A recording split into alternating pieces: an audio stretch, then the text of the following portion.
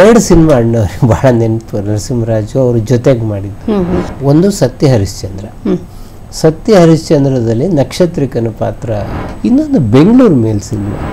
ಈ entry scene ಇದೆಯಲ್ಲ ಬೆಂಗಳೂರು ಮೇಲ್ದು, ಇದಕ್ಕೆ ಪ್ರತಿ ಸೀನಲ್ಲಿ ಚಪ್ಪಾಳೆ ಬೀಳೋದು ಪ್ರತಿ ಶೋನಲ್ಲಿ. ಆ ಕಾಲದಲ್ಲಿ ನರಸಿಂಹರಾಜು ಅವರಿಗೆ 15,000 ರೂಪಾಯಿ ಸಂಭಾವನೆ ಕೊಟ್ಟು ಶ್ರೀಕೃಷ್ಣ ದೇವರಾಯ ಸಿನಿಮಾ. ನರಸಿಂಹರಾಜು ಪಾತ್ರಕ್ಕೆ ಹೆಚ್ಚು ಸ್ಕೋಪ್ ಇದೆ, ಅದನ್ನ ಕಮ್ಮಿ ಮಾಡಿದ್ರೆ ಮಾತ್ರ ನಾನು ಮಾಡಿದ್ದೀನಿ ಅಂತ ಅಣ್ಣವ್ರು ಹೇಳಿದ್ದಾರೆ ಅಂತ ಬೇರೆಯವರು ಹೇಳಿದ್ರು. ಇದು ಯಾರ ಬಗ್ಗೆನೂ ಆಡಿದ್ದಲ್ಲ, ಪತ್ರಿಕೆಗಳಲ್ಲಿ ಸೃಷ್ಟಿಯಾದ ಸುದ್ದಿಗಳಷ್ಟೇ. ಯಾವಾಗ 3-4 ಸಿನಿಮಾಕ್ಕೆ ನರಸಿಂಹರಾಜು ಮಾಡಲ್ಲ ಅಂತಂದ್ರು, ಅಲ್ಲಿಂದ ಮುಂದೆ ಕೇಳೋದ ಬಿಟ್ರು, ಇವ್ರು ಮಾಡಲ್ಲ ರಾಜ್ಕುಮಾರ್ ಜೊತೆಗೆ ಅಂತ. ಅಂದ್ರೆ ಪ್ರೊಫೆಸರ್ ಹುಚ್ಚುರಾಯ ಬಹಳ ಒಳ್ಳೆಯ ಸಬ್ಜೆಕ್ಟ್ ಕತೆ ಆದ್ರೂ ಕೂಡ ಗೆಲ್ಲಲ್ಲ. ಅವ್ರಿಗೋಸ್ಕರ ಒಂದು ಟ್ರ್ಯಾಕ್, ಆಮೇಲೆ ಅವ್ರಿಗಾಗೆ ಹಾಡುಗಳು, ಇದೆಲ್ಲ ಕ್ರಿಯೇಟ್ ಆಗಿದೆ.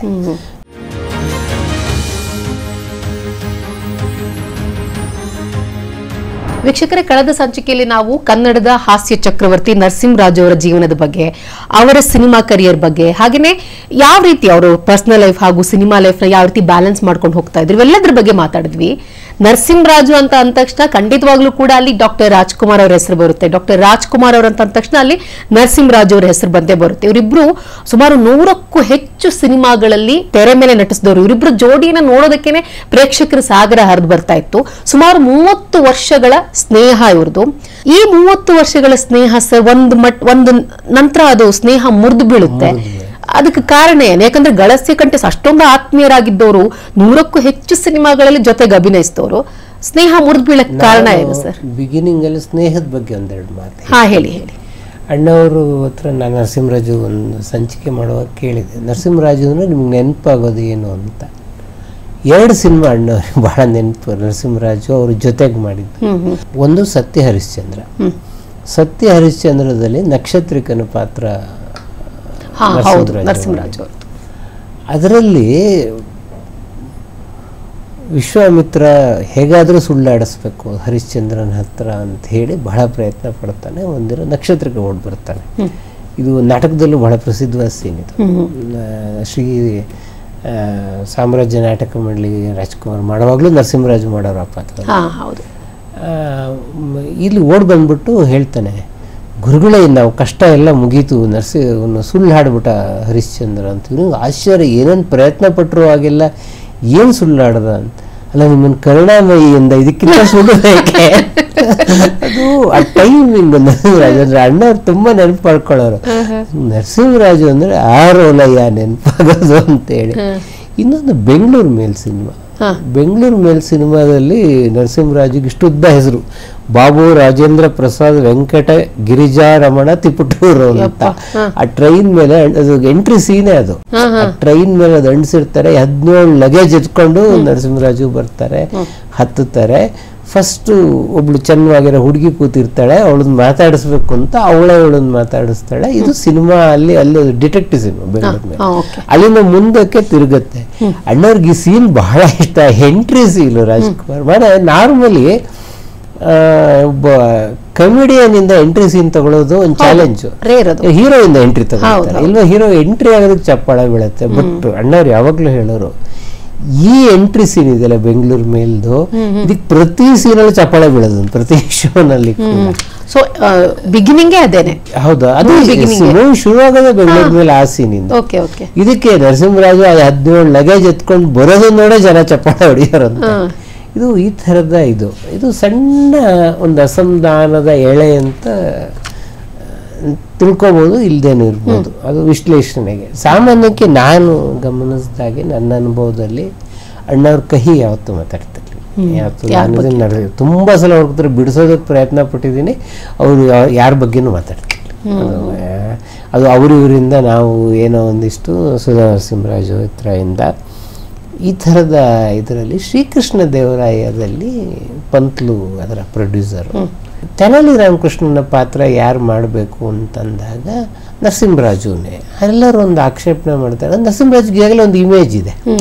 ಮತ್ತೆ ತೆನಾಲಿ ರಾಮಕೃಷ್ಣ ಬರೀ ಹಾಸ್ಯ ಅಷ್ಟೇ ಅಲ್ಲ, ಅವನೊಬ್ಬ ರಾಜತಾಂತ್ರಿಕ ಕೂಡ. ಜೊತೆಗೆ ಪಂತ್ಲೂನೇ ಹಾಸ್ಯರತ್ನ ರಾಮಕೃಷ್ಣ ತೆಲುಗಲ್ಲಿ ಅಷ್ಟೊತ್ತಿಗಾಗಲೇ ತೆಗೆದ್ರು, ಮುಂದೆ ಅವರೇ ಕನ್ನಡದಲ್ಲಿ ಅನಂತನಾಗ್ ಹಾಕ್ಕೊಂಡು ತೆಗೆದ್ರು. ಆ ಥರದ ರೋಲಿಗೆ ನೀವು ನರಸಿಂಹರಾಜನ ಹಾಕ್ಕೊಳ್ಳೋದು ಅಷ್ಟು ಸರಿಯಲ್ಲ ಅಂತ. ಬಟ್ ಪಂತ್ಲು ತಲೆಯಲ್ಲಿ ಅನ್ಕೊಂಡು ಹೆಂಗಿದ್ದಾರೆ ಅಂತ ಯಾರು ನೋಡಿದ್ದಾರೆ, ನರಸಿಂಹರಾಜು ಥರನೇ ಇರ್ಬೋದು ಅಂತ ಮಾಡಿದ್ರು. ಆ ಕಾಲದಲ್ಲಿ ನರಸಿಂಹರಾಜು ಅವರಿಗೆ 15,000 ರೂಪಾಯಿ ಸಂಭಾವನೆ ಕೊಟ್ಟರು ಶ್ರೀಕೃಷ್ಣದೇವರಾಯ ಸಿನಿಮಾಕ್ಕೆ, ತೆನಾಲಿ ರಾಮಕೃಷ್ಣನ್ ರೋಲ್ಗೆ. 15,000. ಒಂದು ಟ್ರ್ಯಾಕ್ ಇದೆ ತೆನಾಲಿ ರಾಮಕೃಷ್ಣನ್, ಸಾಕಷ್ಟು ಸೀನ್ಸ್ ಇದೆ ನಾವು ಸಿನಿಮಾ ನೋಡಿದ್ರೆ. ಇದು ಒಂದು ಸಣ್ಣ ಅಸಮಾಧಾನ ಸೃಷ್ಟಿ ಆಯಿತು ಅನ್ನೋದು ಒಂದು ಮಾತು. ಅದು ಪತ್ರಿಕೆನಲ್ಲೆಲ್ಲ, ಅದು ಅವಾಗ ಪತ್ರಿಕೆನಲ್ಲಿ ಗಾಸಿಪ್ ಆವಾಗಲೂ ಬರ್ತಿತ್ತು. ಅಂದ್ರೆ ಅಲ್ಲಿಂದ ಪ್ರಾರಂಭ ಆಯಿತು ಅಂತನಾ ಅಂತ ಹೇಳಿ ಇದಾದ ಮೇಲೆ ಬಂದಂತಹ ಸಿನಿಮಾ ಅಳಿಯ ಗಿಳಿಯ. ಇದು ಶೇಕ್ಸ್ಪಿಯರ್ನ ಕಾಮಿಡಿ ಆಫ್ ಎರರ್ಸ್ ನಾಟಕವನ್ನು ಆಧರಿಸಿದ್ದು. ಅದನ್ನ ಆಮೇಲೆ ಎಷ್ಟೋ ವರ್ಷದ ಮೇಲೆ ಎನ್ ಎಸ್ ಶಂಕರ್ ಉಲ್ಟಾ ಪಲ್ಟಾ ಅಂತ ತೆಗೆದ್ರು. ಅದೇ ಈಗ ಇಬ್ಬರು ಇರ್ತಾರೆ, ಸೊ ಅವ್ರಿಗೆ ಪ್ಯಾರಲಲ್ ಇನ್ನಿಬ್ರು ಇರ್ತಾರೆ, 4 ಜೋಡಿ. 4 ಜೋಡಿಯ ನಡುವೆ ತಿರುವು ಮುರುವಾಗುವುದೇ ಹಾಸ್ಯ ಪ್ರಸಂಗ. ಇದನ್ನ ಅಳಿಯ ಗೆಳೆಯ ಅಂತ ಪಂತ್ಲು ಅವರು ತೆಗೆದ್ರು. ಭಾರತೀಯವರಿಗೆ ಮೊದಲು ಕತೆ ಹೇಳಿದ್ರು. ಭಾರತಿ ಬಹಳ ಚೆನ್ನಾಗಿದೆ ಕತೆ ಅಂತ ಹೇಳಿ ಒಪ್ಕೊಂಡ್ರು. ನೆಕ್ಸ್ಟ್ ರಾಜ್ಕುಮಾರ್ ಅವ್ರಿಗೆ ಕತೆ ಹೇಳಿದ್ರು. ರಾಜ್ಕುಮಾರು ಇಲ್ಲ ಕೆಲವು ಬದಲಾವಣೆಗಳು ಬೇಕಾಗುತ್ತೆ ಆ್ಯಸ್ ಇಟ್ ಈಸ್ ಮಾಡೋಕ್ಕೆ ನನಗೆ ಇದನ್ನ ಹಣ್ಣವ್ರು ಬಹಳ ನೇರವಾಗಿ ಹೇಳೋರು ಕತೆ. ಅವರು ನನಗೆ ಒಂದ್ಸಲ ಹೇಳಿದ್ದೀನಿ, ಮೂರ್ತಿಯವರೇ ಕತೆ ನಮ್ಮನ್ನು ಗೆಲ್ಲಿಸ್ಬೇಕು, ನಾವೆಲ್ಲ ಕಲಾವಿದ್ರಲ್ಲ ಅಂತೇಳಿ ಕತೆ ಮೇಲೆ ಅವ್ರಿಗೆ ಬಹಳ ದೃಢವಾದ. ಆಮೇಲೆ ನರಸಿಂಹರಾಜು ಕತೆ ಹೇಳಿ, ನರಸಿಂಹರಾಜು ಏನು ವ್ಯತ್ಯಾಸ ಬೇಡ, ಚೆನ್ನಾಗಿದೆ ಮಾಡೋಣ, ನಡೆದಿದ್ದಿಷ್ಟೆ. ಇದು ನಾನು 3-4 ಮೂಲಗಳಿಂದ ಖಚಿತಪಡಿಸ್ಕೊಂಡೆ. ಆದರೆ ಇದು ಬೇರೆಯವರ ಕಿವಿಗೆ ಬಿತ್ತು, ಪತ್ರಿಕೆಗಳ ಕೈಗೆ ಸಿಕ್ಕಿ ಬೇರೆ ಅರ್ಥ ಬಂತು. ಏನು ಅಂತಂದ್ರೆ ಅಣ್ಣವ್ರು ಹೇಳಿದ್ದು ಕತೆ ಬದಲಾವಣೆ ಆಗಬೇಕು ಅಂತಷ್ಟೇ, ಪಾತ್ರ ಅಲ್ಲ. ಕತೆ ಪ್ರೇಕ್ಷಕರಿಗೆ ಆಕರ್ಷಕವಾಗೋದಕ್ಕೆ ಇನ್ನು ಕೆಲವು ಬದಲಾವಣೆಗಳು ಬೇಕು ಅಂತ. ಮತ್ತು ಅಣ್ಣವರು ಅಷ್ಟೊತ್ತಿಗಾಗಲೂ 100 ಸಿನಿಮಾಗಳು ಮೇಲ್ ಮಾಡಿದ್ರು, ಹಂಗೆ ಹೇಳೋ ಎಲ್ಲ ಅಧಿಕಾರ ಅವ್ರಿಗಿದ್ದೇ ಇತ್ತು. ಆದರೆ ಅರ್ಥ ಏನು ಬಂತು ಇದು ಅಂತಂದರೆ, ನರಸಿಂಹರಾಜು ಪಾತ್ರಕ್ಕೆ ಹೆಚ್ಚು ಸ್ಕೋಪ್ ಇದೆ, ಅದನ್ನು ಕಮ್ಮಿ ಮಾಡಿದ್ರೆ ಮಾತ್ರ ನಾನು ಮಾಡಿದ್ದೀನಿ ಅಂತ ಅಣ್ಣವ್ರು ಹೇಳಿದ್ದಾರೆ ಅಂತ ಬೇರೆಯವರು ಹೇಳಿದ ಮಾತು. ಇದು ಅಣ್ಣವ್ರು ಹೇಳಿದ ಮಾತು, ಹರಡ್ತಾ ಇರೋದು. ಇದನ್ನ ನರಸಿಂಹರಾಜು ನಂಬಿದ್ರು, ಈ ಗಾಸಿಪನ್ನು ನಂಬಿದ್ರು. ಆಮೇಲೆ ಪಂತ್ಲು ಏನು ಮಾಡಿದ್ರು, ಪಂತ್ಲು ಕತೆ ಇಷ್ಟ ಆಗ್ಬಿಟ್ಟಿತ್ತು, ಗಂಗಾಧರನ್ನ ಹಾಕ್ಕೊಂಡ್ರು ಆ ಪಾತ್ರಕ್ಕೆ, ರಾಜ್ಕುಮಾರ್ ಪಾತ್ರಕ್ಕೆ. ಅಳಿಯ ಗೆಳೆಯ ಸಿನಿಮಾ ಬಂತು. ಅಣ್ಣವ್ರು ಏನು ಹೇಳಿದ್ರು ಅದು ನಿಜ ಆಯಿತು. ಸಿನಿಮಾ ಸೂಪರ್ ಫ್ಲಾಪ್ ಆಯಿತು. ಅವ್ರೇನು ಚೇಂಜಸ್ ಮಾಡ್ಕೊಂಡಿಲ್ಲ, ಅದೇ ಕಥೆಯನ್ನ ಇಟ್ಕೊಂಡು ಸಿನಿಮಾ ಮಾಡಿದ್ರು. ಸಾರಿ, ರಾಜ್ಕುಮಾರ್ ಅವ್ರು ಯಾಕೆ ಒಪ್ಕೊಂಡಿಲ್ಲ ಅಂದ್ರೆ ಕತೆ ಬದಲಾವಣೆ, ಈ ಕತೆ ಈಗಿರುವ ಸ್ವರೂಪದಲ್ಲಿ ಜನ ಒಪ್ಕೊಳ್ಳಲ್ಲ ಅಂತ. ಅದಕ್ಕೆ ನಾನು ಒಪ್ಕೊಳ್ಳಲ್ಲ ಅಂತ ಅಂದ್ರೆ, ನಾನು ಒಪ್ಕೊಳ್ಳಲ್ಲ ಅಂತ ಅವ್ರು ಹೇಳಲಿಲ್ಲ. ಈಗ ಕಥೆಯ ರೀಡಿಂಗ್ ಅನ್ನ ಮೊದಲು ಭಾರತೀಯವ್ರಿಗೆ ಕೊಟ್ರು. ಯಾಕಂದ್ರೆ ಭಾರತೀಯ ಹೋಗ 5 ಭಾಷೆಯಲ್ಲಿ ಆಕ್ಟ್ ಮಾಡ್ತಾ ಇದ್ರು, ಬಹಳ ಬೇಡಿಕೆ ಕಲಾವಿದ. ಭಾರತೀಯ ಕತೆ ಏನು ಬದಲಾವಣೆ ಬೇಡ, ನಾನು ಮಾಡ್ತೀನಿ ಅಂತ ಒಪ್ಕೊಂಡ್ರು. ನೆಕ್ಸ್ಟ್ ರೀಡಿಂಗ್ ಕೊಟ್ಟಿದ್ದು ಅಣ್ಣ ಅವರಿಗೆ. ಅಣ್ಣ ಅವರು ಕತೆ ಚೆನ್ನಾಗಿದೆ, ನಾನು ಮಾಡ್ತೀನಿ, ಆದರೆ ಈ ಸ್ವರೂಪದಲ್ಲಿ ನಾನು ಮಾಡಲ್ಲ. ಯಾಕೆ ಅಂದರೆ ಈ ಕತೆ ಜನ ಒಪ್ಪಲ್ಲ. ಜನಕ್ಕೆ ಅವ್ರಿಗೆ ಅಷ್ಟೊತ್ತಿಗೆ ಅಣ್ಣ ಅವ್ರಿಗೆ ನಾಡಿ ಮಿಡಿತ ಜನರಿಗೆ ಬೇಕಾಗೋ ಕತೆ ಅಲ್ಲ ಇದು, ಇದರಲ್ಲಿ ಬದಲಾವಣೆಗಳು ಬೇಕು. ಸೊ 3ನೇ ರೀಡಿಂಗು ನರಸಿಂಹರಾಜು ಕೊಟ್ಟರು. ಆಗೆಲ್ಲ ಸಾಮಾನ್ಯಕ್ಕೆ ನರಸಿಂಹರಾಜು ಬಹಳ ಎಕ್ಸ್ಪರ್ಟ್ ಅಂತೇಳಿ, ಈಗ ಇಂಥವಳನ್ನು ಹೀರೋಯಿನ್ ಮಾಡಬಹುದಾ ಅಂತ ನರಸಿಂಹರಾಜು ಕೇಳೋರು ಪ್ರೊಡ್ಯೂಸರ್. ಹೌದಾ? ನರಸಿಂಹರಾಜು ಕತೆ ಚೆನ್ನಾಗಿದೆ ಅಂತ ಹೇಳಿದ್ರು, ಅವರ ಅಭಿಪ್ರಾಯ. ಹೌದೌದು, ಇಷ್ಟೇ ನಿಜವಾಗ್ಲೂ ನಡೆದಿದ್ದು ಇಷ್ಟೇ. ಇದು ನಾನು ವರದಪ್ಪನವ್ರ ಹತ್ರ ಖಚಿತಪಡಿಸ್ಕೊಂಡಿದ್ದೀನಿ 3-4 ಮೂಲಗಳಿಂದ. ಯಾಕಂದ್ರೆ ಈ ವಿಷಯದಲ್ಲಿ ಸಾಕಷ್ಟು ಕತೆಗಳ ಹಬ್ಬಿದೆ ಹಂಗಂದ್ರಂತೆ. ಅಣ್ಣ ಅವರು ನರಸಿಂಹರಾಜು ಇದ್ರೆ ನಾನು ಮಾಡಲ್ಲ ಅಂತ ಹೇಳಲಿಲ್ಲ, ಕಥೆಯಲ್ಲಿ ಬದಲಾವಣೆ ಮಾಡಬೇಕು ಅಂತ ಹೇಳಿದ್ರು. ಇದು 3ನೇವರು ಬೆಳೆಸಿದ್ದಿದ್ದನ್ನು, ನರಸಿಂಹರಾಜು ಪಾತ್ರ. ಸೊ ಪಂತ್ಲು ಅವರು ಅಷ್ಟೊತ್ತಿಗಾಗಲೇ ಒಂದು ಸಣ್ಣ ಅಸಮಾಧಾನ ಅಣ್ಣ ಅವ್ರ ಜೊತೆಗೆ ಬೆಳೆದಿತ್ತು. ಏನು ಅಂತಂದ್ರೆ ಇವೆಲ್ಲ ಒಂದಕ್ಕೊಂದಕ್ಕೊಂದಕ್ಕೊಂದು ಟ್ಯಾಲಿ ಆಗ್ತದೆ. ಶ್ರೀಕೃಷ್ಣ ದೇವರಾಯದ ತಿಮ್ಮರಸನ ಪಾತ್ರಕ್ಕೆ ಪಂತ್ಲು ಅವರಿಗೆ ಶ್ರೇಷ್ಠ ನಟ ಪ್ರಶಸ್ತಿಯನ್ನು ಕೊಡ್ತಾರೆ. ಕೊಟ್ಟಾಗ ಅವರು ಹೇಳ್ತಾರೆ, ಇಲ್ಲ ಅದರಲ್ಲಿ ನಾಯಕ ರಾಜ್ಕುಮಾರು, ನಾನಲ್ಲ, ಅದು ರಾಜ್ಕುಮಾರ್ ಅವರಿಗೆ ಸಲ್ಲಬೇಕಾಗಿದ್ದು ಅಂತ ಪಂತ್ಲು ಬಹಳ ಸ್ಪಷ್ಟವಾಗಿ ಹೇಳ್ತಾರೆ. ಆದರೂ ಅದಕ್ಕೆ ಪತ್ರಿಕೆಗಳಲ್ಲಿ ಬಹಳ ಮುಖ್ಯವಾಗಿ ಮೇನಕ ಪತ್ರಿಕೆ, ಇಲ್ಲ ಅದು ಪಂತ್ಲು ಅವ್ರಿಗೆ ಕೊಟ್ಟಿದ್ದು ನ್ಯಾಯ, ಈ ಥರದ್ದೆಲ್ಲ ಚರ್ಚೆಗಳು ಶುರುವಾಗಿ ಒಂದು ಸಣ್ಣ ಭಿನ್ನಾಭಿಪ್ರಾಯ ಇದು ಯಾರು ಯಾರ ಬಗ್ಗೆನೂ ಆಡಿದ್ದಲ್ಲ, ಪತ್ರಿಕೆಗಳಲ್ಲಿ ಸೃಷ್ಟಿಯಾದ ಸುದ್ದಿಗಳಷ್ಟೇ. ಸೊ ನರಸಿಂಹರಾಜುಗೆ ಹಂಗೆ ಬಂತು, ಅಣ್ಣವರು ನಿನಗೆ ಪಾತ್ರಕ್ಕೆ ಸ್ಕೋಪ್ ಜಾಸ್ತಿ ಇದೆಯಂತೆ, ಅದಕ್ಕೆ ನಾನು ಮಾಡಲ್ಲ ಅಂತ ಅಂದರು. ಸರಿ, ಅದು ಅಲ್ಲಿಗೆ ಡ್ರಾಪ್ ಆಯಿತು. ಆಮೇಲೆ ಗಂಗಾಧರನ ಹಾಕ್ಕೊಂಡು ಅಳಿಯ ಸಿನಿಮಾನೂ ಮಾಡಿದ್ರು. ಸಿನಿಮಾ ಫ್ಲಾಪ್ ಆಯಿತು. ಸೊ ಅಣ್ಣವರು ಸ್ಟೋರಿ ಬದಲಾಗಿಲ್ಲ ಅನ್ನೋ ಕಾರಣಕ್ಕೆ ವಾಕೌಟ್ ಮಾಡಿ ಆಮೇಲೆ ಬಂಗಾರದ ಮನುಷ್ಯಕ್ಕೆ ನರಸಿಂಹರಾಜುವನ್ನ ಕರೆದ್ರೆ ನಾನು ಆ್ಯಕ್ಟ್ ಮಾಡಲ್ಲ ಅಂತ ಅಂದರು. ಸೊ ಇಲ್ಲಿಂದ ಶುರುವಾಯಿತು. ಆಮೇಲೆ ಹೀಗೆ 3-4 ಸಿನಿಮಾ. ಸಾಮಾನ್ಯಕ್ಕೆ ಅಣ್ಣವ್ರು ಯಾವ ಸಿನಿಮಾಕ್ಕಾದ್ರು ಫಸ್ಟ್ ನರಸಿಂಹರಾಜನ್ ಕೇಳೋರು ಇಂಥ ರೋಲು ಅಂತೇಳಿ. ಯಾವಾಗ 3-4 ಸಿನಿಮಾಕ್ಕೆ ನರಸಿಂಹರಾಜು ಮಾಡಲ್ಲ ಅಂತಂದ್ರು, ಅಲ್ಲಿಂದ ಮುಂದೆ ಕೇಳೋದೇ ಬಿಟ್ರು, ಇವ್ರು ಮಾಡಲ್ಲ ರಾಜ್ಕುಮಾರ್ ಜೊತೆಗೆ ಅಂತ. ಇದು ಹೀಗೇ ಮುಂದುವರಿತಾ ಹೋಯಿತು. ಒಂದ್ಸಲ AVM ಸ್ಟುಡಿಯೋದಲ್ಲಿ ಅಕ್ಕಪಕ್ಕದ ಸೆಟ್ನಲ್ಲಿ ರಾಜ್ಕುಮಾರ್ ಸಿನಿಮಾ, ಈ ಕಡೆ Narasimharaju cinema. So Narasimharaju set ಒಳಗೆ ಹೋಗ್ತಿದ್ದ ಅಣ್ಣವ್ರು ನೋಡಿದ್ರು, ಹೊರಗಡೆ ಕಾದು ಬಿಟ್ಟು ನರಸಿಂಹರಾಜು ನಿಂತ್ಕೋ ಇಲ್ಲಿ ಅಂತ. ಏನು ಅಂತಂದ್ರು. ಅಲ್ಲ, ನಾನು ಏನು ತಪ್ಪು ಮಾಡಿದ್ದೀನಿ ಅಂತ ಹಿಂಗೆ ಮಾಡ್ತಾ ಇದೀಯ ನೀನು ಅಂತ ಅಣ್ಣವ್ರು ಬಹಳ ನೇರವಾಗಿ ಕೇಳಿದ್ರು.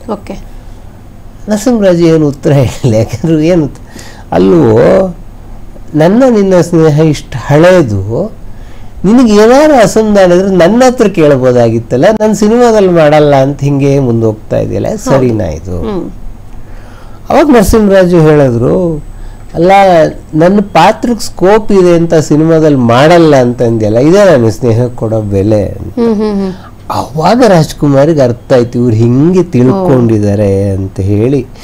ಆಗ ಅವರ ಮತ್ತು ಪಂತ್ಲು ನಡುವಿನ ವ್ಯತ್ಯಾಸವನ್ನು ಹೇಳಿ, ನಾನು ಪಾತ್ರದ ಬಗ್ಗೆ ಅಲ್ವೇ ಅಲ್ಲಯ್ಯ ಮಾತಾಡಿದ್ದು, ನಾನು ಸ್ಟೋರಿ ಲೈನ್ ಬಗ್ಗೆ ಮಾತಾಡಿದ್ದು. ನಿಮಗೆ ಅದು ರಾಜ್ಕುಮಾರ್ ಇದನ್ನ ನನಗೆ ಬೇರೆ ಥರ ಹೇಳಿದ್ರು. ನರಸಿಂಹರಾಜು ಉಲ್ಲೇಖ ಇಲ್ಲದೇನೆ ಯಾವುದು ಇಂಗ್ಲಿಷ್ನಲ್ಲಿ ನಿಮಗೆ ಸರಿ ಹೋಗುತ್ತೆ ಅದು ಕನ್ನಡ ನಾಡಿಗೆ ಸರಿ ಹೋಗಲ್ಲ. ಕನ್ನಡ ನಾಡಿಗೆ ಈಗ ಒಬ್ಬ ಒಡೆಯ, ಕಲ್ಗಿ ನೀವು 70 ಯೋಚನೆ ಮಾಡಿ, ಒಬ್ಬ ಒಡೆಯ ಅವನಿಗೆ ಆಳು ಅವನು ಗೆಳೆಯನ್ ಥರ ಇರೋಕ್ಕಾಗಲ್ಲ. ಇಂಗ್ಲೀಷಲ್ಲಿ ಇಂಗ್ಲೆಂಡಲ್ಲಿ ಇರೋಕ್ಕೆ ಸಾಧ್ಯ, ಅಲ್ಲಿ ಲ್ಯಾಂಡ್ ಲಾರ್ಡ್ ಕಲ್ಪನೆ ಇದೆ. ಜಮೀನ್ದಾರನ ಜೊತೆಗೆ ಒಬ್ಬನು ಇರ್ತಾನೆ, ಬಂದೂಕ್ ಇಟ್ಕೊಂಡು ಒಬ್ಬನು ಇರ್ತಾನೆ. ಬಟ್ ಕನ್ನಡದಲ್ಲಿ ಹಂಗಾಗಲ್ಲ. ನೀವು ಅಳಿಯ ಗೆಳೆಯನ ಹಂಗೆ ಮಾಡಕ್ ಬರಲ್ಲ. ಆಳು ಈಗ ನೀವು ಉಲ್ಟಾ ಪಲ್ಟಾ ಬರೋಷ್ಟೊತ್ತಿಗೆ ಜನ ಒಪ್ಪೋ ಲೆವೆಲಿಗೆ ಬಂದಿದ್ರು, ಅದು 70 ಒಪ್ತಾ ಇರ್ಲಿ. ಇದು ಅಣ್ಣವರ ಪಾಯಿಂಟ್. ಎರಡು ಪಾತ್ರಗಳ ನಡುವಿನ ಸಂಬಂಧ ಹಿಂಗಿರೋ ಹಂಗಿಲ್ಲ ಅಂತೇಳಿ. ಆವಾಗ ಹೇಳ್ತಾರೆ ರಾಜ್ಕುಮಾರ್, ಅಲ್ಲಯ್ಯ ನೀನ್ ಇದ್ರ ಕಾಲ್ ಶೀಟ್ ಕೊಡಲ್ಲ, ನಾನು ಎಲ್ಲಾರು ಹೇಳ್ತೀನಿ, ಇಟ್ ಸಿನಿಮಾ ನಾವು ಮಾಡ್ತಾ ಇದ್ವ ಅಂತ ಹೇಳಿ. ಅದು ನರಸಿಂಹರಾಜುಗೂ ಅದು ಅರ್ಥ ಆಗತ್ತೆ. ಇದ್ರ ಬಗ್ಗೆ ಬರಗೂರು ರಾಮಚಂದ್ರಪ್ಪನವರು ಒಂದ್ ಕಡೆ ದಾಖಲೆ ಮಾಡ್ತಾರೆ. ಸೊ ಈ ಪ್ರಸಂಗನ ಬರಗೂರಿಗೆ ರಾಜ್ಕುಮಾರ್ ಹೇಳ್ತಾರೆ. ಅವಾಗ ಹೇಳಿದಾಗ ಅವ್ರ ಕಣ್ಣಲ್ಲಿ ಬಹಳ ಸ್ನೇಹ ಭಾವ ತುಂಬಿತ್ತು. ಮುಂದಿನ ಅರ್ಧ ಗಂಟೆ ಅವರು ನರಸಿಂಹರಾಜು ಅಭಿನಯದ ಕ್ರಮದ ಬಗ್ಗೆ ನನ್ನ ಹತ್ರ ಮಾತಾಡೋದ್ರು ಅನ್ನೋದು ಬರಗೂರು ದಾಖಲೆ ಮಾಡಿ. ಹಾಗಾಗಿ ಇದು ಏನು ಅಂದ್ರೆ ಹೀಗೆ ಮಧ್ಯ ಅಂತ ಅವ್ರಿಬ್ಬರ ನಡುವೆ ಸಂಬಂಧ ಈ ತರ ಆಗ್ತಿತ್ತಲ್ಲ, ಯಾರು ಅದನ್ನ ಪ್ಯಾಚ್ ಅಪ್ ಮಾಡಕ್ ಪ್ರಯತ್ನ ಪಟ್ಟಿದ್ದಾರೆ. ಆದರೆ ಕೇಳಿಸ್ಕೊಳ್ಳೋ ಸ್ಥಿತಿಲಿ ನರಸಿಂಹರಾಜು ಇಲ್ಲ. ಮತ್ತು ನರಸಿಂಹರಾಜು ಜೀವನದಲ್ಲಿ ಅಷ್ಟೊತ್ತಿಗೆ ಕೆಲವು ದುರಂತಗಳು ಕೂಡ ನಡೆದಿತ್ತು. ಸೊ ಅವರು ಆ ಥರದಲ್ಲಿ ಡಿಪ್ರೆಷನ್ನಲ್ಲಿ ಕೂಡ ಇದ್ರು. ಇದು ಎಲ್ಲ ಕಾರಣ ಆಯಿತು. ಆಮೇಲೆ ಗಂಧದ ಗುಡಿ ಸಿನಿಮಾ ಮಾಡಿದ್ರು. ಗಂಧದ ಗುಡಿ ಸಿನಿಮಾ ಮೂಲಕ ಅವರಿಬ್ರು ಮತ್ತೆ ಒಂದಾದ್ರು. ಆಮೇಲೆ ನರಸಿಂಹರಾಜು ಬಹಳ ದಿನ ಇರಲಿಲ್ಲ, ಅನ್ಫಾರ್ಚುನೇಟ್. ಇದ್ದಿದ್ರೆ ಒಂದಿಷ್ಟು ಸಿನಿಮಾ ಮಾಡೋರು ಅಂತ ಅಂದ್ಕೊಳ್ತೀನಿ. ಸೊ ಆಮೇಲೆ 2 ಸಿನಿಮಾಗಳು ನರಸಿಂಹರಾಜು ಪ್ರೊಡ್ಯೂಸ್ ಮಾಡಿದ್ರು. ಒಂದು ಪ್ರೊಫೆಸರ್ ಹುಚ್ಚುರಾಯ ಅವರ ಮಗನ ಶ್ರೀಕಾಂತ್ ಅಂತ ಹೇಳಿ, ಅವ್ರ ಮಗ ಅವನು ಆಕ್ಸಿಡೆಂಟಲ್ಲಿ ಹೋಗ್ಬಿಡ್ತಾನೆ. ಸೆಕೆಂಡ್ PUC ಓದ್ತಾ ಇರ್ತಾನೆ. ಅವನಿಗೆ ಬೈಕ್ ಕೊಡಿಸ್ತಾರೆ. ಸೊ ಬೈಕ್ ಕೊಡಿಸಿದಾಗ ಅವನು ಟ್ಯೂಷನ್ಗೆ ಅಂತ ಬೈಕಲ್ಲಿ ಹೋಗ್ತಾನೆ. ಸೊ ಅವನು ಈಗಿನ ಲಾಲ್ಬಾಗ್ ಗೇಟ್ ಸರ್ಕಲ್ ಅಲ್ಲಿ ಆಕ್ಸಿಡೆಂಟಲ್ಲಿ ಹೋಗ್ಬಿಡ್ತಾನೆ ಬಹಳ ಚಿಕ್ಕ ವಯಸ್ಸಿಗೆ. ಹೀಗಾಗಿ ಏನು ಅಂದರೆ ನರಸಿಂಹರಾಜು ಜೀವನದಲ್ಲಿ ಅದೊಂದು ಬಹಳ ದೊಡ್ಡ ದುರಂತ. ಯಾಕಂದರೆ ಶ್ರೀಕಾಂತ್ ಮೇಲೆ ಅವರು ಬಹಳ ಪ್ರೀತಿ ಇಟ್ಕೊಂಡಿದ್ರು. ಹೀಗಾಗಿ ಶ್ರೀಕಾಂತ್ ನೆನಪಿನಲ್ಲಿ ಒಂದು ಸಿನಿಮಾ ಮಾಡಿದ್ವಿ, ಅದರಿಂದ ಹೊರಗೆ ಬರಬೇಕು ಅನ್ನೋನಲ್ಲಿ ಅಂತೇಳಿ ಪ್ರೊಫೆಸರ್ ಹುಚ್ಚುರಾಯ ಮಾಡ್ತಾನೆ. ಅವರ 100ನೇ ಸಿನಿಮಾ ನಕ್ಕರದೇ ಸ್ವರ್ಗನ ಡೈರೆಕ್ಟ್ ಮಾಡಿದ್ದು M.R. ವಿಠ್ಠಲ್ಲೇ, ಪ್ರೊಫೆಸರ್ ಹುಚ್ಚುರಾಯ ಕೂಡ ಡೈರೆಕ್ಟ್ ಮಾಡಿದ್ದು. ಅಂದರೆ ಪ್ರೊಫೆಸರ್ ಹುಚ್ಚುರಾಯ ಬಹಳ ಒಳ್ಳೆಯ ಸಬ್ಜೆಕ್ಟ್ ಕತೆ ಆದರೂ ಕೂಡ ಗಲ್ಲ ಸಾಹಿತ್ಯದಲ್ಲಿ. ಅದು ಕೂಡ ಒಂದು ನರಸಿಂಹರಾಜು ಅವರು ಬೇಗ ಹೋಗೋದು ಬಹುಶಃ ಅದು ಒಂದು ಕಾರಣ ಆಯಿತು ಅಂತ ಅನಿಸುತ್ತೆ. ಸಿನಿಮಾಗಳಲ್ಲೆಲ್ಲ ಇವಾಗ ಹೌದು ನೀವು ಹೇಳಿದ್ರಿ, ಅಂದ್ರೆ ರಾಜ್ಕುಮಾರ್ ಮತ್ತು ನರಸಿಂಹರಾಜ್ ಅವರ ಸ್ನೇಹ ಹೇಗಿತ್ತು ಅದು ಮುರಿದು ಬೀಳಕ್ಕೆ ಹಲವಾರು ಕಾರಣಗಳು ಕೂಡ ಇತ್ತು. ಸಿನಿಮಾದಲ್ಲಿ ಅವ್ರದ್ದೇ ಆದಂತಹ ಯಶಸ್ಸನ್ನ ಕೊಂಡವರು, ಯಶಸ್ಸಿನ ಶಿಖರವನ್ನ ಏರಿದವರು. ಆದ್ರೆ ಪ್ರತಿಯೊಬ್ಬರಿಗೂ ಕೂಡ ವೈಯಕ್ತಿಕ ಜೀವನ ಅಂತ ಬಂದಾಗ ಸವಾಲುಗಳಿರುತ್ತೆ, ಅವರದೇ ಆದ ಸಮಸ್ಯೆಗಳು ಕೂಡ ಇರುತ್ತೆ. ತೆರೆ ಮೇಲಿನ ಬದುಕೆ ಬೇರೆ, ತೆರೆ ಹಿಂದಿನ ಬದುಕೆ ಬೇರೆ. ಕೊನೆಯ ದಿನಗಳಲ್ಲಿ ಸಾಮಾನ್ಯವಾಗಿ ನಾವು ನೋಡಿದಂಗೆ ಕಲಾವಿದರ ಕೊನೆಯ ದಿನಗಳು, ಆಗಿನ ಕಲಾವಿದರು ಇವಾಗಾದ್ರೆ ಬಿಡಿ ಲೈಫ್ ಸೆಕ್ಯೂರ್ ಮಾಡ್ಕೊಂಡ್ಬಿಡ್ತಾರೆ, ಆಗಿನ ಕಲಾವಿದರು ಬಂದ ದುಡ್ಡನ್ನೆಲ್ಲ ಸಿನಿಮಾಗೆ ಸುರಿಯೋದು, ಸಿನಿಮಾಗೆ ತಗೊಂಡು ಸಿನಿಮಾಗೆ ಸುರಿಯೋದಾಗಿರುತ್ತೆ. ನರಸಿಂಹರಾಜ್ ಅವರು ನೀವು ಇವಾಗ ಅಷ್ಟೇ ಹೇಳಿದ್ರಿ, ಅವ್ರ ಮಗ ತೀರ್ಕೊಂಡ್ರು, ಅವ್ರು ಮಾನಸಿಕವಾಗಿ ಡಿಪ್ರೆಷನ್ಗೆ ಎಲ್ಲ ಹೋದ್ರು ಅಂತ. ಕೊನೆಯ ದಿನಗಳು ಹೇಗಿತ್ತು ಅವ್ರದ್ದು? ನರಸಿಂಹರಾಜು ಅವರ ನೋವು ಏನಿದ್ರು ಹೊರಗಡೆ ತೋರಿಸ್ತಾನೆ ಇರಲಿಲ್ಲ. ಬಹುಶಃ ಇದೆಲ್ಲ ಸಿನಿಮಾ ಸೋತು ಇದೆಲ್ಲ ಆಗಿ 1972 ಬಾಂಗ್ಲಾ ವಾರ್ ಆಗ ಚಿತ್ರ ಕಲಾವಿದರೆಲ್ಲ ಒಂದು ಫಂಡ್ ರೇಸಿಂಗ್ ಒಂದು ಕ್ರಿಕೆಟ್ ಮ್ಯಾಚ್ ಮಾಡ್ತಾರೆ. ನರಸಿಂಹರಾಜು ಬ್ಯಾಟಿಂಗಿಗೆ ಇಳಿತಾರೆ, ಪ್ಯಾಡ್ ಗೀಡು ಎಲ್ಲ ಕಟ್ಕೊಂಡು. ಎಷ್ಟಿರ್ಬೋದು ಏಜ್ ಅವರಿಗೆ ಆ ಟೈಮಲ್ಲಿ? 50 ದಾಟಿತ್ತು, ಬಹುಶಃ 55 ಇರ್ಬೋದು. ಇಡೀ ಪ್ರೇಕ್ಷಕರೆಲ್ಲರೂ ಚಪ್ಪಾಳೆ ಹೊಡಿತಾರೆ ನರಸಿಂಹರಾಜು ಬಂದ ಸ್ಟೈಲಿಗೆ. ಆವಾಗ ಬ್ಯಾಟ್ ಹಿಡ್ಕೊಂಡು ನಿಂತ್ಕೊಳ್ತಾರೆ, ಫಸ್ಟ್ ಬಾಲ್ಗೆ ಬೌಲ್ಡ್ ಆಗಿಬಿಡ್ತಾರೆ ಅವರು. ಸೊ ಇಡೀ ಪಿನ್ ಡ್ರಾಪ್ ಸೈಲೆನ್ಸ್. ಯಾಕಂದ್ರೆ ನರಸಿಂಹರಾಜು ಅಂದರೆ ಭಾಳ ಎಕ್ಸ್ಪೆಕ್ಟ್ ಮಾಡ್ತಾರೆ ಜನ. ನರಸಿಂಹರಾಜು ಅವ್ರದ್ದೇ ಭಾಳ ಟಿಪಿಕಲ್ ಸ್ಟೈಲಲ್ಲಿ ಬ್ಯಾಟನ್ನು ಹಿಂಗೆತ್ತಿ ಒನ್ ಮೋರ್ ಚಾನ್ಸ್ ಪ್ಲೀಸ್ ಅಂತ ಹೇಳ್ತಾರೆ. ಅದು ನರಸಿಂಹರಾಜು ಕ್ಯಾರೆಕ್ಟರ್, ಅದು ಬಹಳ ಆ ಥರದ ಇದನ್ನ ಅವರು ಕೊನೆಯವ್ರಿಗೆ ಆ ಜೀವನ ಉತ್ಸಾಹನ ಇಟ್ಕೊಂಡು. ಅಣ್ಣವ್ರು ಯಾವಾಗಲೂ ಹೇಳೋರು ಆ ಮಾತನ್ನು. ನರಸಿಂಹರಾಜು ಸೆಟ್ಟಲ್ಲಿದ್ರೆ ನಮ್ಮನ್ನೆಲ್ಲ ಬಹಳ ಖುಷಿಯಾಗಿ ನಗಿಸ್ಕೊಂಡು, ಆಮೇಲೆ ಡೈರೆಕ್ಟರ್ ಹೇಳದಿದ್ರೆ ಒಂದು ಇಂಪ್ರೂವ್ಮೆಂಟ್ ಇದೆ ಅಂತೇಳಿ ಅವರೇ ಡೈಲಾಗನ್ನು ಸೇರಿಸಿ ಇಂಪ್ರೂವೈಸ್ ಮಾಡೋರು. ಆಮೇಲೆ ಎಲ್ಲಿವರೆಗೆ ನರಸಿಂಹರಾಜುಗಾಗಿ ಹಾಡುಗಳು ಕ್ರಿಯೇಟ್ ಆಗಿದೆ. ಯಾವ ಕಮಿಡಿಯನ್ಗೂ ನರಸಿಂಹರಾಜುಗೆ ಸಿಕ್ಕಷ್ಟು ಹಾಡುಗಳು ಸಿಕ್ಕಿಲ್ಲ. ಅವ್ರಿಗೋಸ್ಕರನೇ ಒಂದು ಟ್ರ್ಯಾಕ್, ಆಮೇಲೆ ಅವ್ರಿಗಾಗೆ ಹಾಡುಗಳು, ಇದೆಲ್ಲ ಕ್ರಿಯೇಟ್ ಆಗಿದೆ. ಸೊ ಆಮೇಲೆ ಅವರಿಗೆ ಕಲಾವಿದರನ್ನ ಬೆಳೆಸ್ಬೇಕು. ನನಗೆ ಹೇಳಿದೆ, ದ್ವಾರಕೀಶ್ ಚಿತ್ರರಂಗಕ್ಕೆ ಬಂದಿದ್ದಾರೆ. ಸೊ ಇವರೆಲ್ಲ ನಾಟಕ ರಂಗಭೂಮಿಯಲ್ಲೇ ಬಂದವರು. ಅದು ದ್ವಾರಕೀಶ್ ರಂಗಭೂಮಿಯಿಂದ ಬಂದವರಲ್ಲ, ಅವರು ಸಿನಿಮಾಕ್ಕೆ ಡೈರೆಕ್ಟ್ ಆಗಿ ಬಂದರು, ವೀರ ಸಂಕಲ್ಪದಿಂದ ನೇರವಾಗಿ ಬಂದವರು. ಹುಬ್ಬಳ್ಳಿಲಿ ಯಾರೊಬ್ರು ಬಂದು ಬಹಳ ದೊಡ್ಡ, ಅವಾಗೆಲ್ಲ ಈಗ ದೊಡ್ಡ ಕ್ರೇಜ್ ಅದು ಸಿನಿಮಾದವ್ರು ನಾಟಕದಲ್ಲಿ ಮಾಡಿದ್ರೆ ಸಿಕ್ಕಾಪಟ್ಟೆ ಜನ ಸೇರಿ ಉತ್ತರ ಕರ್ನಾಟಕದಲ್ಲಿ. ಅದು ಈಗಲೂ ಇದೆ. ಸುಂದರರಾಜು, ಪರಿಮಳ ಜೋಶಿ ಅವರಿಗೂ ಅದು ನಡ್ಕೊಂಡ್ ಬಂದಿದೆ. ಸರಿ, ಯಾವುದೊಂದು ಪಾತ್ರಕ್ಕೆ ಅಂತ ಹೇಳಿ ದ್ವಾರಕೀಶನ ಬುಕ್ ಮಾಡಿಕೊಂಡು ದ್ವಾರಕೀಶ್ ಖುಷಿಯಾಗಿ ಹೋಟ್ಲಿಗೆ ಹೋದ್ರು. ನೋಡ್ತಾರೆ ಎದುರುಗಡೆ ನರಸಿಂಹರಾಜು ಕಟೌಟ್. ಇವ್ರನ್ನ ಯಾಕೆ ಕರೆದಿದ್ದಾರೆ ಅಂದ್ರೆ ನರಸಿಂಹರಾಜು ಎದುರುಗಡೆ ಕಂಪನಿ, ಆ ಕಂಪನಿ ನರಸಿಂಹರಾಜು ಇದ್ರೆ ನಮ್ಮ ಕಂಪನಿಲಿ ದ್ವಾರಕೀಶ್ ಇದ್ದಾರೆ ಅಂತ ಇವ್ರಿಗೆ ಏನು ನರಸಿಂಹರಾಜು ಅಂತ ಎದುರಾಕೊಂಡು ನಾವು ಚಿತ್ರರಂಗದಲ್ಲಿ ಇರೋಕ್ಕೆ ಸಾಧ್ಯವೇ ಅಂತ ರಾತ್ರಿ ಅದೇ ಯೋಚನೆ. 10 ಗಂಟೆಗೆ ಬಾಗಿಲು ಯಾರೋ ಬಡಿದ್ರೆ ಬಾಗಿಲು ತೆಗೆದು ನೋಡಿದ್ರೆ ನರಸಿಂಹರಾಜು. ಏನೋ ಯಾವಷ್ಟು ಬೇಗ ಮಲ್ಕೊಂಡಿದ್ಯಾ? ಇವ್ರ ಕೈ ಕಣ್ ಬಿಟ್ಕೊಂಡು ನೋಡ್ತಾ ಇದ್ದಾರೆ. ಅಲ್ಲ ಸ್ವಾಮಿ, ಹಿಂಗೆ ನಂಗೆ ಗೊತ್ತಾಗ್ಲಿಲ್ಲ, ನಂಗೆ ನಿಮ್ಮ ಎದುರಿಗೆ. ಅಲ್ಲಯ್ಯ, ಅವನು ದುಡ್ಡು ಕೊಡ್ತಾನೆ, ನಾನು ನಾಟಕ ಮಾಡ್ತೀನಿ, ನೀನು ದುಡ್ಡು ಕೊಡ್ತೀಯ, ನೀನು ನಾಟಕ ಮಾಡೋದು, ನಮ್ಮಿಬ್ಬರು ಫ್ರೆಂಡ್ಶಿಪ್ಗೂ ಅದಕ್ಕೆ ಏನೋ ಸಂಬಂಧ? ಅವ್ರು ಹೊಡೆದಾಡ್ಕೊಳ್ಳಿ, ನಾನು ಹೊಡೆದಾಡ್ಬೇಕು. ಇದು ನರಸಿಂಹರಾಜು ಫಿಲಾಸಫಿ. ಅವರು ಹಾಗೇ ಇದ್ದಿದ್ದು. ಸಣ್ಣ ಪುಟ್ಟ ಕಲಾವಿದರನ್ನು ಕೂಡ ಬೆಳೆಸ್ತಾ ಇದ್ರು ಚಿತ್ರರಂಗದಲ್ಲಿ. ಒಂಥರ ಇಚ್ಛಾಮರಣಿ ಅಂತ ಹೇಳ್ಬೋದು. ಯಾಕಂದರೆ 1979 ಜುಲೈ 10 ಪ್ರೀತಿ ನೋಡು ತಮಾಷೆ ನೋಡು ಸಿನಿಮಾದ ಡಬ್ಬಿಂಗ್ ಚಾಮುಂಡೇಶ್ವರಿ ಸಿನಿಮಾದಲ್ಲಿ ದ್ವಾರಕೀಶ್ ಪ್ರೊಡ್ಯೂಸರ್ ಅದರದ್ದು. ಸೊ ಅದು ಬಹಳ ಶಂಕರ್ ನಾಗು, ಅಂಬರೀಷು, ಎಲ್ಲ ಶ್ರೀನಾಥ್ ಎಲ್ಲ ಬಹಳ ದೊಡ್ಡ ಮಲ್ಟಿ ಸ್ಟಾರ್ ಮೂವಿ ಅದು. ದ್ವಾರಕೀಶನ್ ಕರೆದ್ಬಿಟ್ಟು, ನೋಡಯ್ಯ ಇನ್ನೇನಾದ್ರು ಬಾಕಿ ಇದ್ರೆ ರೆಕಾರ್ಡ್ ಮಾಡ್ಕೊಂಡ್ಬಿಡು. ದ್ವಾರಕೀಶ್, ಇನ್ನೇನಿಲ್ಲ ಅಣ್ಣ, ಹಂಗೇನಾದ್ರು ಇದ್ರೆ ಹೇಳಿ ಕಳಿಸ್ತೀನಿ. ಹೇಳ ಕಳ್ಸಕ್ ನೀನ್ ಇರ್ಬೇಕಲ್ಲಯ್ಯ ನಾನು. ದ್ವಾರಕೀಶ್ಗೆ ಅದ್ರ ಅಂತರ ಅರ್ಥ ಯಾಕೆ ಹಿಂಗೆ ಹೇಳ್ತಾ ಇದ್ದಾರೆ ಗೊತ್ತಾಗ್ಲಿಲ್ಲ. ಅವಾಗ ಸ್ಕೈ ಲ್ಯಾಬ್ ಬೀಳುತ್ತೆ ಅಂತ ಒಂದು ಸುದ್ದಿ, ಅದು ಎಲ್ಲಾರು ಬೀಳ್ಬೋದು, ಅದು ನಾಶ ಆಗಿ ಹೋಗ್ತಾರೆ ಅದು ಬಿದ್ದ ಜಾಗದಲ್ಲಿ ಅಂತ ಹೇಳಿ. ಸೊ 10ನೇ ತಾರೀಕು ಮನೆಗೆ ಬಂದ ಮೇಲೆ ಎಲ್ಲ ಮಕ್ಕಳು ಅಳಿಯಂದ್ರಿಗೆ ಫೋನ್ ಮಾಡಿಬಿಟ್ಟು ಸ್ಕೈಲಾಬ್ ಯಾವತ್ತೂ ಇಲ್ಲೇ ಬಿದ್ದರೂ ಬಿಡ್ಬೋದು, ಎಲ್ಲ ಒಟ್ಟಿಗೆ ಊಟ ಮಾಡೋಣ, ಸಂತೋಷವಾಗಿ ಕಳೆಯೋಣ ಅಂತೇಳಿ ಮತ್ತು ರಾತ್ರಿ ಎಲ್ಲರೂ ಬಹಳ ಸಂತೋಷವಾಗಿ 8 ಗಂಟೆವರೆಗೂ ಮಾತಾಡಿ ಜುಲೈ 11ನೇ ತಾರೀಕು ಬೆಳಗಿನ ಜಾವ ನಿದ್ದೆಲ್ಲೇ ಒಂಥರ ಇಚ್ಛಾ ಮರಣಿತು. 58 ವರ್ಷ ಅವ್ರಿಗೆ ನಾನು ಅವಾಗ ಆ ಸಮಯದಲ್ಲಿ. ಸೊ ಪ್ರೀತಿ ಮಾಡು ತಮಾಷೆ ನೋಡು ಡಬ್ಬಿಂಗ್ ಎಲ್ಲ ಮುಗಿದು ರೆಡಿಯಾಗಿತ್ತು. 3 ಸಿನಿಮಾ ಬಾಕಿ ಉಳಿದಿತ್ತು. ನೆಂಟರೋ ಗಂಟು ಕಳ್ಳರೋ, ಮುಂಜಿನ ತೆರೆ, ಮುಂಚಿನ ಬೆಳಕಲ್ಲಿ, ರಹಸ್ಯ ರಾತ್ರಿ ಅರ್ಧಕ್ಕೆ ನಿಂತಿತ್ತು. ಆಕ್ಟ್ ಮಾಡಿದ್ರು. ಒಂದು ಬಹಳ ಇಂದಿರಾಯಣ ಅಂತ ಒಂದು ಸಿನಿಮಾ, ಇಂದ್ರಾಯಣ ಗೌರಿ ಸುಂದರ್ ಮಾಡಿದಂಥ ಸಿನಿಮಾ. ಇದರಲ್ಲಿ ನರಸಿಂಹರಾಜು ಒಂದು ನಿಂಬೆಯ ಹಣ್ಣಿನಂತೆ ಅಂತ ಅವರೇ ಹಾಡಿದ್ರು. ಅವರೇನೆ ನರಸಿಂಹರಾಜು ಒಳ್ಳೆ ಗಾಯಕರು, ರಂಗಭೂಮಿಯಿಂದ ಬಂದವರು. ಈಗ ಹಾಡಿದ್ದಾರ ಸಿನಿಮಾದಲ್ಲಿ ಬೇರೆ ಹಾಡಿಲ್ಲ, ಇನ್ನೊಂದು ಹಾಡು. ಈ ಹಾಡು ರೆಕಾರ್ಡ್ ಆಗ್ಬಿಟ್ಟಿದೆ, ಆಕ್ಟ್ ಮಾಡಕ್ ಅವ್ರಿಲ್ಲ. ಸೊ ಇವ್ರದನ್ನು ಬದಲಾಯಿಸಿ, ಸಿಕ್ವೇಶನ್ ಬದಲಾಯಿಸಿ ಬಾಲಕೃಷ್ಣ ಈ ಹಾಡಿಗೆ ಆಕ್ಟ್ ಮಾಡೋ ಹಾಗೆ ಬದಲಾಯಿಸಿದ್ರು. ಗೌರಿ ಸುಂದರ್ ಯಾವಾಗ್ಲೂ ಹೇಳೋರು, ಬಾಲಕೃಷ್ಣ ಆಕ್ಟ್ ಮಾಡಲಿಲ್ಲ, ಕಣ್ಣೀರಿನ ಅಭಿಷೇಕನೇ ಮಾಡಿದ್ರು ಅಂತ ನರಸಿಂಹರಾಜುಗಾಗಿ. ಸೊ ಅವರ ಮಕ್ಕಳ ಬಗ್ಗೆ ಅವರಿಗೆ ಚಿತ್ರರಂಗಕ್ಕೆ ಬರಬೇಕು ಅನ್ನೋ ಒಲವು ಇರಲಿಲ್ಲ. ಅಂದ್ರೆ ಅವ್ರಿಗೆ ಭರವಸೆ ಇದ್ದಿದ್ದು ಶ್ರೀಕಾಂತ್, ಅವರ ಪರ್ಸನಲ್ ಅಸಿಸ್ಟೆಂಟ್ ತರ ಇದ್ರು.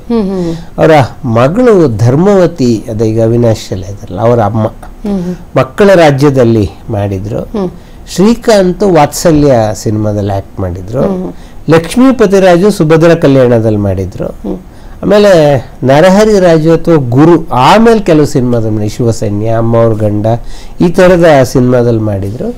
ನರಸಿಂಹರಾಜು ಮಕ್ಕಳೆಲ್ಲ ಪರಂಪರೆ ಸಮರ್ಥ ಮುಂದುವರಿಸಿದ್ರು ಸುಧಾ ನರಸಿಂಹರಾಜು. ಸೊ ತಂದೆ ಹೋದಾಗ ಅವ್ರಿನ್ನೂ ಚಿಕ್ಕ ಬಾಲಕಿ, ಅವ್ರಿಗೇನು ನೆನಪಿತ್ತು. ಒಂದು 50ಕ್ಕೂ ಹೆಚ್ಚು ಸಿನಿಮಾ ಮಾಡಿದ್ರು, 3000ಕ್ಕೂ ಹೆಚ್ಚು ಸೀರಿಯಲ್ಗಳನ್ನು ಮಾಡಿದ್ರು. ಬಹಳ ಮುಖ್ಯವಾಗಿ ಹಾಸ್ಯ ಚಕ್ರವರ್ತಿ ಅಂತ 52 ಎಪಿಸೋಡನ್ನ ದೂರದರ್ಶನಕ್ಕೆ ಅವ್ರು ಮಾಡಿದ್ರು, ಅದು ತಂದೆಯ ನೆಪದಲ್ಲಿ. ಸೊ ನರಸಿಂಹರಾಜು ಬಗ್ಗೆ ಬಹಳ ಒಳ್ಳೆಯ ದಾಖಲೆ ಅದು. ಅದಕ್ಕೆ ರಾಜ್ಕುಮಾರ್ ಮಾತಾಡಿದ್ದಾರೆ ಆ ಸೀರೀಸ್ ನಲ್ಲಿ, ತುಂಬಾ ಒಳ್ಳೆಯ ದಾಖಲೆ. ಸರ್, ನರಸಿಂಹರಾಜು ಅವರ ಜೀವನದ ಬಗ್ಗೆ, ಅವರ ಸಿನಿಮಾ ಪಯಣ ಹಾಗೂ ಡಾಕ್ಟರ್ ರಾಜ್ ಹಾಗೂ ಅವರ ಸ್ನೇಹದ ನಂಟು ಮತ್ತು ಕೊನೆಯ ದಿನಗಳ ಬಗ್ಗೆ ಯಾವಾಗಿನ ಹಾಗೇನೆ ವೀಕ್ಷಕರಿಗೆ ಗೊತ್ತಿರದ ಮಾಹಿತಿಗಳನ್ನ ನಮ್ಗೆ ಹಂಚಿಕೊಂಡಿದ್ದಾರೆ. Thank you so much sir. So ನೋಡಿದ್ರಲ್ಲ ವೀಕ್ಷಕರೇ, ಇದು ಕನ್ನಡದ ಹಾಸ್ಯ ಚಕ್ರವರ್ತಿ ಚಂದನವನಕ್ಕೆ ಒಂದು ಅತ್ಯಮೂಲ್ಯ ಕೊಡುಗೆ ಆದಂತಹ ನರಸಿಂಹರಾಜು ಅವರ ಜೀವನದ ಬಗ್ಗೆ ಆಗಿತ್ತು. ಈ ಒಂದು ಕಾರ್ಯಕ್ರಮ ನಿಮಗೂ ಕೂಡ ಇಷ್ಟ ಆಯ್ತು ಅಂತ ಭಾವಿಸ್ತಾ ಇಲ್ಲಿಗೆ ಕಾರ್ಯಕ್ರಮವನ್ನು ಮುಗಿಸ್ತಾ ಇದ್ದೀನಿ. ಈ ವಿಡಿಯೋ ಇಷ್ಟ ಆದಲ್ಲಿ ಲೈಕ್ ಮಾಡಿ, ಶೇರ್ ಮಾಡಿ, ಕಮೆಂಟ್ ಮಾಡಿ. ಹಾಗೆ ನೀವಿನ್ನು ನಮ್ಮ ಹೊಸದಿಗಂತ ಡಿಜಿಟಲ್ ಚಾನೆಲ್ನ ಸಬ್ಸ್ಕ್ರೈಬ್ ಮಾಡಿಲ್ಲ ಅಂದ್ರೆ ಈ ಕೂಡಲೇ ಸಬ್ಸ್ಕ್ರೈಬ್ ಮಾಡಿ.